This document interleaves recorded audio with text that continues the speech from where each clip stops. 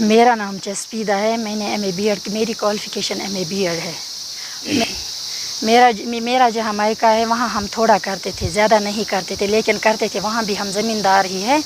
तो जब मैं यहाँ आई तो मेरे दिमाग में एक आइडिया आया। मैंने सोचा हमारे पास यहाँ बहुत ज़मीन है, क्यों ना मैं इसी के साथ ये काम करूँ।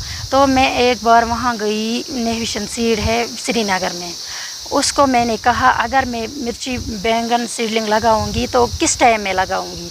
तो उसने कहा आप मार्च, कहाँ, या आपकी लोकेशन क्या है। मैंने कहा मेरी लोकेशन है सदरबल पलहालन। तो उसने कहा आप मार्च में लगाओ, मार्च 15 में लगाओ।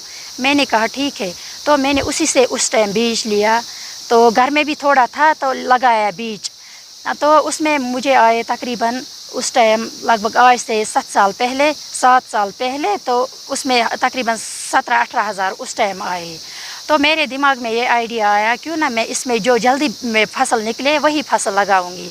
तो मैं उसी नेविशन सीड के पास गई। तो मैंने कहा उसको मुझे अगस्त में ये ओनियन सीडलिंग लगानी है, तो मुझे क्या जल्दी तैयार हो जाएगा, तो मैं ये ज़मीन खाली नहीं रखना चाहती हूँ।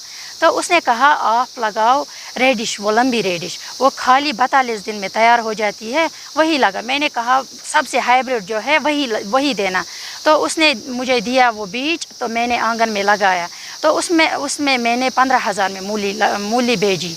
फिर मैंने ओनियन सीडलिंग लगाई, तो ये मूली निकली तो मैंने ओनियन सीडलिंग लगाई। ओनियन सीडलिंग में 35,000 आई। तो तकरीबन मेरे आंगन में 15 मल रहे, ज़्यादा नहीं है, तो इसमें मुझे 1 लाख आता है। तो मेरे दिमाग में और ज़्यादा आए। मैंने कहा अपने हस्बैंड को इसमें क्यों दाल लगाएंगे, इसमें क्यों वो शलजम लगाएंगे, इसमें भी यही लगाएंगे। तो उसने कहा ठीक है। तो हमारे पास पहले था एक ग्रीन हाउस, फिर मैंने वही DU एक्सटेंशन उसको कहा मुझे एक चाहिए फिल्म एक। उसने कहा आना तो मैं दूंगी। फिर मैंने ग्रीन हाउस में टमाटर सीडलिंग तैयार की, ओनियन सीडलिंग तैयार की और ब्रिंजल सीडलिंग तैयार की। अप्रैल में इसमें मैंने लगाए टमाटर।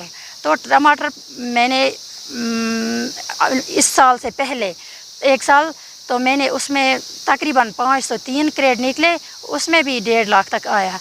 मैंने कहा ये ठीक है। फिर मैंने इसमें ओनियन सीडलिंग लगाई।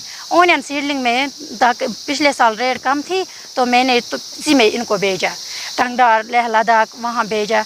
तो माशाल्लाह ठीक आया। पहले मुझे अपने हस्बैंड ने सपोर्ट किया। उसने कहा जो आप करोगे करो।